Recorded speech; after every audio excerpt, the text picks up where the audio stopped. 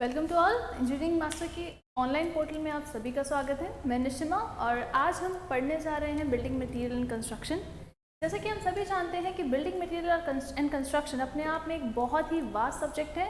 Vast होने के साथ साथ ये बहुत ही इंटरेस्टिंग भी है। किस तरीके से इंटरेस्टिंग है ये हम देखेंगे। जब भी हम बात करते हैं बिल्डिंग मटेरियल्स की तो किसी भी कंपटीशन में ये एक इकलौता सब्जेक्ट 15 से 20 मार्क्स तक आपको दिला सकता है। कैसे दिला सकता है? अगर आप इसे थॉरली बाय हार्ट अगर इसे याद कर लेते हैं, इसको पढ़ते हैं, तो डेफिनेटली ये 15 से 20 नंबर आपके कहीं नहीं गए। Let's start. First of all हम बिल्डिंग मटेरियल के बारे में जानते हैं कि बिल्डिंग मटेरियल होते क्या है। वो किसी भी तरीके का मटेरियल जो किसी कंस्ट्रक्शन या कंस्ट्रक्शन एक्टिविटी में यूज हो रहा है उसे हम बिल्डिंग मटेरियल कह देते हैं। क्या कह देते हैं? Building material. हमने इन बिल्डिंग मटेरियल्स को कुछ भागों में बांटा हुआ है, मतलब या फिर मैं बोलूँ ये कुछ तरीके के बिल्डिंग मटेरियल्स जो कि आपने भी देखे होंगे कि कंस्ट्रक्शन प्लेसेस या कंस्ट्रक्शन एक्टिविटी में हम यूज़ करते हैं। जैसे कि आपका हो गया cement, lime, bricks, stones, mortar, concrete, admixtures, steel, timber,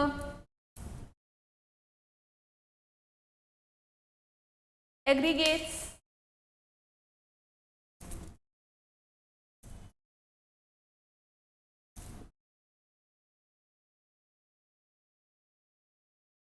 and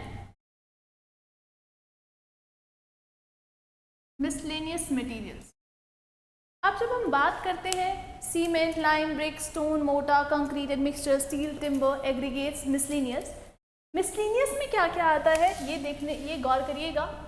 जैसे कि स्टेयर केसेस, मिसलेनियस में हम स्टेयर केस पढ़ेंगे। Apart from staircase, miscellaneous में हम और क्या पढ़ने वाले हैं देखिएगा।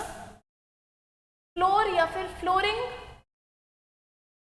Then roofs and then arcs etcetera etcetera में आपके जैसे कि लिंटल्स भी आ गए और भी बहुत सारी छोटी छोटी चीज़ें रहती हैं जो कि हम as a combined single material नहीं पढ़ा सकते। छोटे छोटे टॉपिक्स होते हैं तो हम उनको मिसलेनियस में लेके चलेंगे, ठीक है।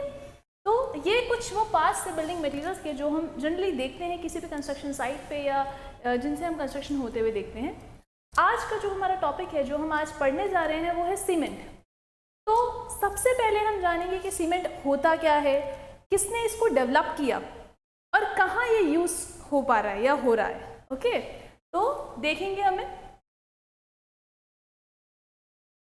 देखिएगा, अभी जैसे कि हम लोगों ने डिस्कस किया कि इस तरीके के बिल्डिंग मटेरियल्स हैं, ये बिल्डिंग मटेरियल्स के टाइप्स जो कि हम लोगों ने देखे, जैसे कि cement, lime, concrete, admixtures etcetera.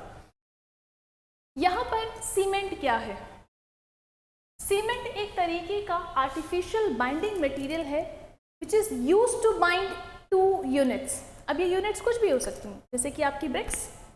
मान लीजिए कि मैंने एक ब्रिक वॉल बनाई, एक ब्रिक के ऊपर दूसरी ब्रिक के ऊपर तीसरी ब्रिक, ऐसे करते करते वॉल बना दी मान लीजिए, और कोई आया और उसने उस वॉल को धक्का दिया तो वो इजिली गिर जाएगी। क्यों? क्योंकि दो एलिमेंट्स के बीच में कोई बॉन्ड ही नहीं था। मैंने ब्रिक के ऊपर एक ब्रिक ही तो रखी थी। वहीं अगर उन ब्रिक्स के बीच में मैंने सीमेंट भरा होता या लगाया होता तो क्या होता? उन दोनों ब्रिक्स के बीच में एक बॉन्ड बन जाता। अब वो अगर बॉन्ड बन जाता तो अगर वहीं उन दो ईंटों के बीच में कोई बॉन्ड होता तो इतना आसान नहीं होता उसको गिराना, ठीक है ना। तो सीमेंट क्या है? एक आर्टिफिशियल बाइंडिंग मटेरियल है जो कि दो यूनिट्स को बाइंड करने का या फिर उनके बीच में एक बॉन्ड बनाने का काम कर रहा है आपके लिए। कैसा मटेरियल है? आर्टिफिशियल मटेरियल है, आर्टिफिशियल बाइंडिंग मटेरियल है।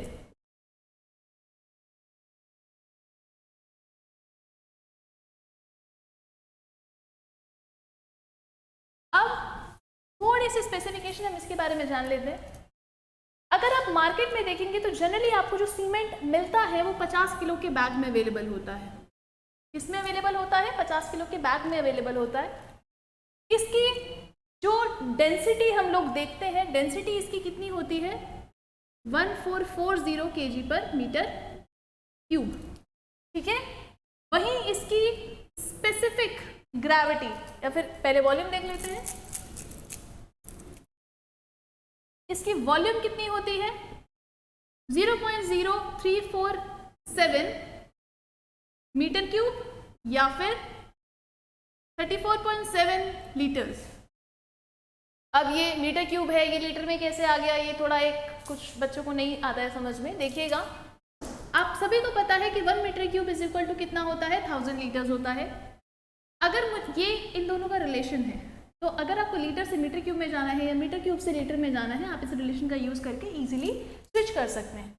तो 1 लीटर इज इक्वल टू कितना हो गया 1/1000 मीटर क्यूब। ओके, तो मैंने बेसिकली क्या किया, इस वैल्यू को डिवाइड कर दिया तो ये आ गया, और अगर मुझे ये चाहिए था तो मल्टीप्लाई कर दिया 1000 से, लीटर्स में वैल्यू आ गई मेरी 34.7 लीटर्स। तो आप उस रिलेशन का यूज करके ये निकाल सकते हैं। नाउ बात करते हैं हम स्पेसिफिक ग्रेविटी की। अब ये स्पेसिफिक ग्रेविटी होती क्या है, आप सभी को पता है, it is denoted by G first of all, and ये एक तरीके का रेशो है बेटा। क्या है, रेशो है, unit weight of solids to that of the unit weight of water, या फिर density of solids to that of the density of water. अब ये ऐसे कैसे चला गया, ये भी एक क्वेश्चन है। आप सभी को पता है unit weight is equal to क्या होता है, रोजी। क्या होता है, रोजी होता है। अब यूनिट वेट सॉलिड्स का है तो ऑब्वियसली ये क्या हो जाएगा, ओके। तो जैसे कि अभी हम बात कर रहे थे किसकी, यूनिट वेट की। यूनिट वेट का फॉर्मूला क्या होता है, density into acceleration due to gravity. तो ऑब्वियसली अगर मैं rho S unit weight of solid unit weight of water कर रही हूँ तो क्या हो जाएगा, यहाँ पे सॉलिड्स की density into acceleration due to gravity upon water की density into acceleration due to gravity. G से जी कट जाएगा, क्या बच जाएगा, rho S upon rho W. तो इसीलिए इसको ऐसे, मतलब ratio of density of solid to that of the density of water भी हम लोग बोलते हैं। ठीक है, इस तरीके से आया, ये याद रखिएगा इसको। अब जैसे कि आप लोगों ने ये चीज़ देखी है, ये तो स्पेसिफिक ग्रेविटी हो गई है ना। एक टर्मिनोलॉजी और आती है यहाँ पे, ये आजकल बहुत पूछ रहा है, मास स्पेसिफिक ग्रेविटी। क्या, मास स्पेसिफिक ग्रेविटी क्या पूछ रहा है, मास स्पेसिफिक ग्रेविटी पूछ रहा है। मास स्पेसिफिक ग्रेविटी और इस स्पेसिफिक ग्रेविटी में क्या डिफरेंस है, पहले ये समझिएगा। देखिए, दो तरीके की स्पेसिफिक ग्रेविटी होती है, एक होती है ट्रू स्पेसिफिक ग्रेविटी और एक होती है मास स्पेसिफिक ग्रेविटी। जब हम बात करते हैं ट्रू स्पेसिफिक ग्रेविटी की, तो true specific gravity is because of the solid particles which are there in that particular cement. आप सभी को पता है कि ये मान लीजिए ये सीमेंट के पार्टिकल्स हैं, ऑब्वियसली इनके बीच में ये जो स्पेस रह जाता है, इन्हें क्या बोलते हैं, ये वॉइड्स बोलते हैं। क्या बोलते हैं, ये वॉइड्स बोलते हैं। ये आपको किसी भी पर्टिकुलर स्ट्रक्चर में मिल जाते हैं वॉइड्स, जो स्पेस बीच में रह जाता है, इनको वॉइड्स कहा जाता है।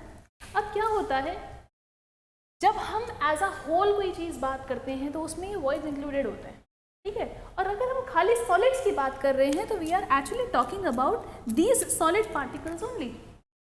ओके, तो मास स्पेसिफिक ग्रेविटी में जो स्पेसिफिक ग्रेविटी आती है वो पूरे सीमेंट की आती है, ठीक है ना। जबकि स्पेसिफिक ग्रेविटी या फिर ये ट्रू स्पेसिफिक ग्रेविटी जो है, ये सीमेंट सॉलिड्स की होती है। किसकी होती है, सॉलिड्स की।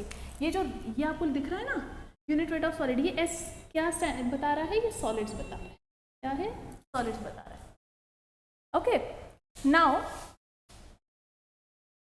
ठीक है, मास स्पेसिफिक ग्रेविटी आपकी क्या हो जाएगी यहाँ पे, अगर आप देखेंगे G इज इक्वल टू, अब ये जो डेंसिटी है ये ऐसा होल है, इसमें सब कुछ इंक्लूडेड है। तो density of solids that of the density of water, यहाँ पे ये जो पर्टिकुलर डेंसिटी है ये पूरे सीमेंट की डेंसिटी है। किसकी है, सीमेंट की डेंसिटी की बात कर रहे हैं हम लोग यहाँ पे, देखिएगा, ठीक है। तो यहाँ पर ये जो स्पेसिफिक ग्रेविटी है, यहाँ पे मैंने बोला सीमेंट एज अ होल, तो density of cement to that of the density of water आ जाएगा। तो रो सी कितना है हमारे पास, 1440 है, और डेंसिटी ऑफ वाटर कितनी होती है, 1000 kg पर मीटर क्यूब होती है। ये वैल्यू ऑब्वियसली kg पर मीटर क्यूब में है, तो नीचे भी हमें kg पर मीटर क्यूब में ही रखनी पड़ेगी। ग्राम पर सेंटीमीटर क्यूब में कितनी होती है, 1 होती है।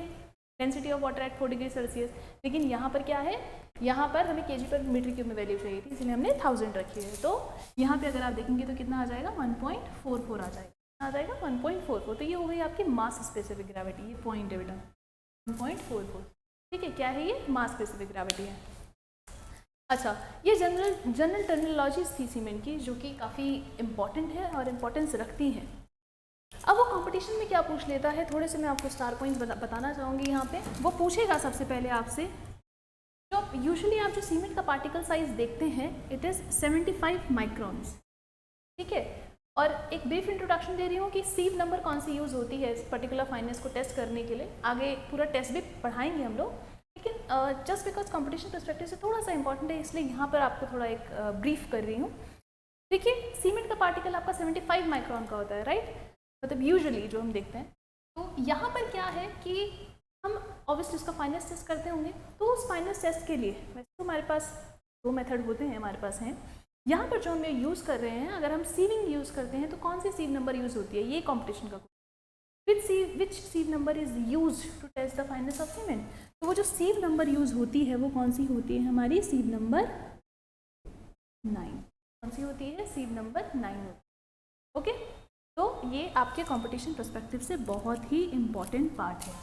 और आजकल एक नया क्वेश्चन पूछा जा रहा है कि सीमेंट डेवलप किसने किया, किसने डेवलप किया, ये किया मिस्टर जोसेफ एस्पेडिन ने। किसने, मिस्टर जोसेफ एस्पेडिन ने ये सीमेंट डेवलप किया अराउंड 1824-25, ठीक है। 1824 से 1825 के अराउंड मिस्टर जोसेफ एस्पेडिन थे जिन्होंने ये सीमेंट, जो कि एक आर्टिफिशियल बाइंडिंग मटेरियल है, उसको डेवलप किया। तो ये कॉम्पिटिशन पर्सपेक्टिव से थोड़े से इंपॉर्टेंट क्वेश्चन है जो भी मैंने आपको ये रेड से मार्क करके दिखाए हैं। तो प्लीज़ जैसे कि अब यहाँ पर डेंसिटी है 1440, मैंने तो यहाँ पे बता दिया, आप लोग इसको निकालेंगे कैसे, या हमें क्या पता कैसे आई, है ना। तो देखिएगा, डेंसिटी का फॉर्मूला होता है मास पर यूनिट वॉल्यूम। क्या होता है, मास पर यूनिट वॉल्यूम होता है। आप सभी को पता है सीमेंट का मास कितना है, 50 किलो के बैग में अवेलेबल है भैया, है ना। और वॉल्यूम ऑफ बैग, आप दोनों में से कोई भी लेके चलिएगा, लेकिन यूनिट्स का ध्यान रखिएगा प्लीज़। मैं ऊपर वाली मीटर क्यूब वाली यूनिट लेके चल रही हूँ, 0.0347, ठीक है ना। तो यहाँ से जो मेरा आंसर आता है वो 1440 kg पर मीटर क्यूब में आता है। ये किस वैल्यू किस में है, मीटर क्यूब में है, ये kg में है, इसीलिए जो मेरी डेंसिटी आती है वो आती है 1440 kg पर मीटर क्यूब के अराउंड। ओके, तो ये था जनरल आइडिया कि हाँ हमारा सीमेंट क्या है। इसमें थोड़ा सा और डिटेल में अगर मैं आपको लेके जाऊँ, अब वो क्वेश्चन क्या पूछता है कि भैया इंडियन मार्केट में कौन सा, अब मैं सीमेंट के अगर ग्रेड्स की बात करूँ, इसकी बात कर रही हूँ, ग्रेड्स की बात कर रही हूँ, टाइप्स की बात नहीं कर रही हूँ, ग्रेड्स की। तो हमारे मार्केट में 3 ग्रेड अवेलेबल है, 33 grade OPC, 33 grade OPC, 43 grade OPC और 53 ग्रेड OPC, ठीक है। अब ये 33 ग्रेड, 43 ग्रेड, 53 ग्रेड हैं क्या? क्या होता है जब हमें कोई माइनर वर्क्स करने होते हैं तो हम 33 ग्रेड OPC चला सकते हैं। OPC stand for ordinary Portland cement. वैसे तो ये जब हम टाइप्स ऑफ सीमेंट पढ़ेंगे तब भी आप देखोगे, थोड़ा सा एक ब्रीफ बता रही हूँ अभी। 33 ग्रेड माइनर जो वर्क्स होते हैं उनमें आप ये 33 ग्रेड OPC यूज़ करते हैं। 43 ग्रेड थोड़े से जो स्पेशलाइज्ड वर्क्स होते हैं, ठीक है ना, तो वहाँ पर जैसे कि मास कंक्रीटिंग वगैरह हो गया, वहाँ पर आप ये 43 ग्रेड OPC यूज़ कर सकते हैं। और 53 ग्रेड जो बहुत ही स्पेशलाइज्ड वर्क्स हो गए जैसे कि ब्रिजेस, वहाँ पे आप 53 ग्रेड OPC यूज़ में लेकर आते हैं। इंडियन मार्केट में अगर आप जनरली देखेंगे तो 43 ग्रेड OPC अवेलेबल रहता है जो आप देखते हैं, और यही इसको एक खास क्वेश्चन बनाता है कॉम्पिटिशन पर्सपेक्टिव से। इंडियन मार्केट्स में कहाँ अवेलेबल रहता है जनरली, ये इंडियन मार्केट्स में आप देखते हैं इंडिया में जो अवेलेबल रहता है वो 43 ग्रेड OPC रहता है। ओके, ये सब चीज़ों में यूज़ हो जाता है, इसलिए हम इसको सिर्फ इंडियन मार्केट में आपको ईजिली देखने को मिल जाता है। तो ये तो था ग्रेड्स की बात, ठीक है। अब ये थोड़ा जनरल आइडिया था कि हाँ सीमेंट होता क्या है। अभी हमें आगे देखना है कि सीमेंट बनता कैसे है, ठीक है। अब हम ये देखेंगे अपने नेक्स्ट लेक्चर में। आई होप आप लोगों को इतना सीमेंट के बारे में जितनी ये जनरल चीज़ें आपको बताई गई हैं आपको समझ में आई होंगी। एंड हमारी नेक्स्ट क्लास में हमसे प्लीज़ जुड़े रहिएगा। Thank you, thanks a lot. Next class में हम लोग सीमेंट के कॉन्स्टिट्यूएंट्स के बारे में पढ़ेंगे, साथ ही साथ सीमेंट की मैन्युफैक्चरिंग भी देखेंगे। Thank you class, thanks a lot.